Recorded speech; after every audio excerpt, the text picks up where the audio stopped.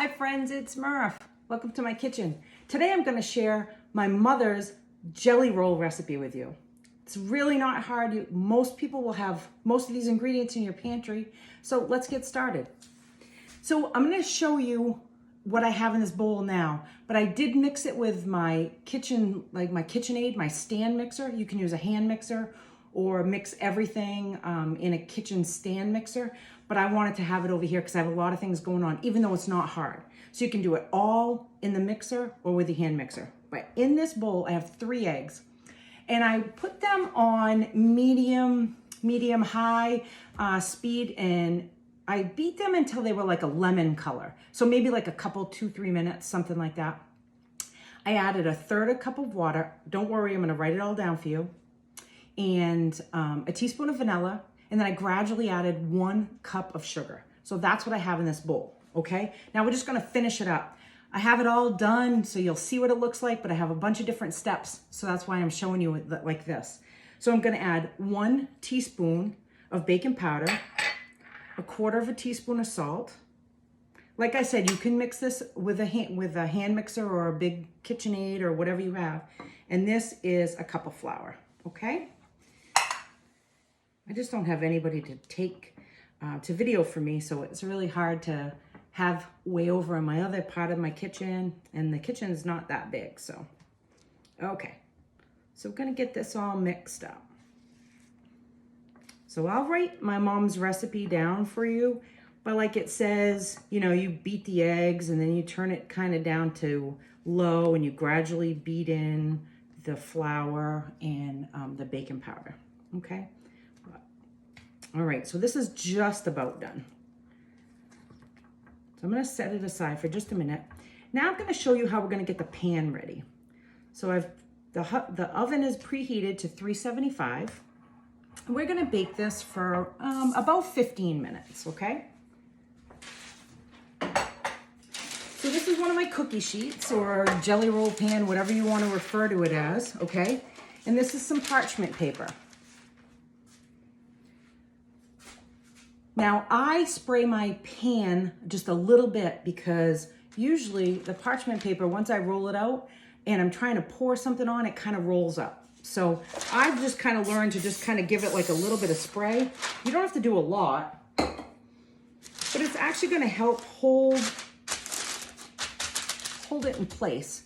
So when you're pouring this in, it's not going to roll up, okay? So that's real important. Well, it's important in my book. Okay. So just for taping purposes, there's a couple of lumps still in here, but I'm not going to worry about it too much because I want to just kind of show you, okay? So we're going to pour this in. Really not a lot of ingredients, which is good. Okay, and then we're going to just kind of give it a little bit of a spread. Just spread this out into the corners. Nothing real fancy, but just kind of have it even. Okay, so this, like I said, 375 for about 15 minutes. I use a cake tester. I tested it like about 14 minutes. My mom recipe says 12 to 15 minutes, so I kind of tried it in about 13 or 14. It was pretty good, so good 15, okay? Let's set this aside. Well, actually, I'll just toss it in the oven. How's that? Now, this one got done a few minutes ago, so it's still pretty warm. So it's real important, ooh, nice and brown. So it's real important to do this when it just comes out of the oven. So I'm hoping this will come out okay because it's been sitting out for a couple of minutes. So hopefully it's warm enough so I can show you. But what you want to do is you want to take a clean kitchen towel, okay, set that out. And you can do, I remember having powdered sugar sometimes when I was a kid, but my mom's recipe says just regular granulated sugar. So you want to put that on the towel. Oh, and I probably used about a 1/2 cup. So this is still a little bit warm. This is the hardest part, I think, of the recipe. So you want to put it in there. Well, it's hard when you're holding, you know, your pot holders and, you know, and this and that and trying to get it all. So to me, this is the hardest part. So now what you're gonna do is you're gonna take the parchment paper and you're going to try to just peel it back a little bit. So what I was worried about is like letting it cool off just a little bit, that this might not peel real well. But I made another one, so it's okay if this is a little bit of a fail. But it looks like it's doing okay.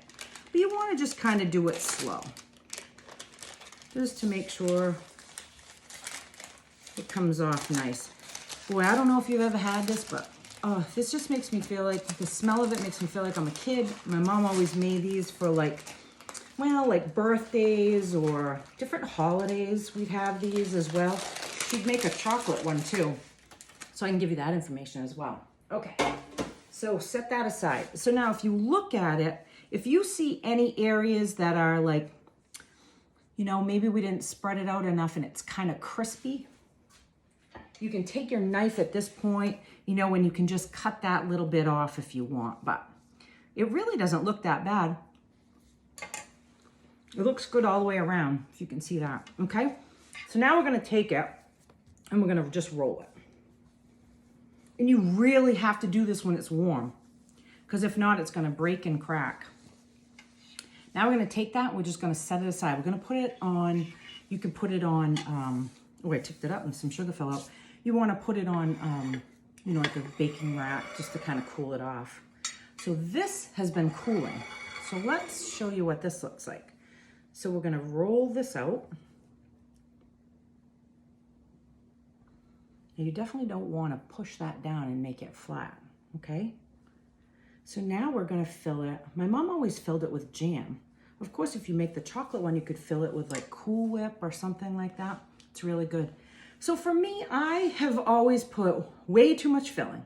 So I'm just telling you now, you really gotta watch it and don't put it too close to the edge, because when you roll it up, it's just gonna like spill out the sides. So for me, that's always a problem because I always overfill it. So I'm just telling you now. This is some homemade strawberry jam. It's nothing fancy. I actually used some frozen strawberries that I had, and I just made like a freezer jam. So I don't know if this is gonna be, if I'll use all of this, but let's just do this. Now you can use whatever. You know, instead of the vanilla in the cake, maybe you put some lemon extract. Maybe in this you put raspberry jam, because raspberry and lemon are like probably my favorites together. Just kind of think about it. But this reminds me almost like an angel food cake. It's not too heavy. It's really light, and it's kind of sweet because you got the sugar on it, and it's just delightful. So I think that's just about pretty good with the jam. Okay, so now we're gonna roll it back up.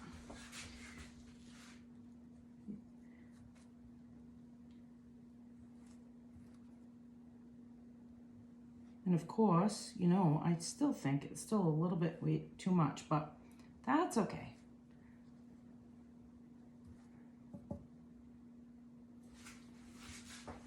That last little bit, you hold right on. I'm gonna take some of it out, because if not, it's gonna end up being everywhere. I mean, I'm gonna eat it regardless.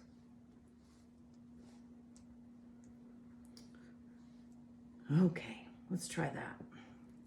Now that I've made a complete mess of everything, but all right. So let's get my serving platter over here. Let's see if I can transfer it without making an absolute mess, but you know, it's probably not gonna happen. Maybe I should just have my mom come up and make it too, instead of me. So I'm gonna put that seam side down. Okay. Give me 2 seconds to just rinse my hands because they're awful. Okay. So it looks pretty good, huh? You got sugar all over the table. It's really not hard, right? Like I said, I always put way too much jam, and that's really not a bad thing. But I took it out enough that, you know, we can get by that looks pretty good. So let's give it a cut and see what it looks like.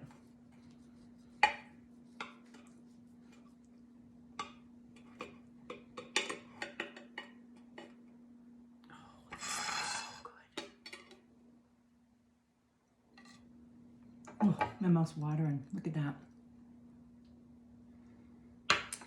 So I hope you like this, and I hope you try it. This is my mom's jelly roll.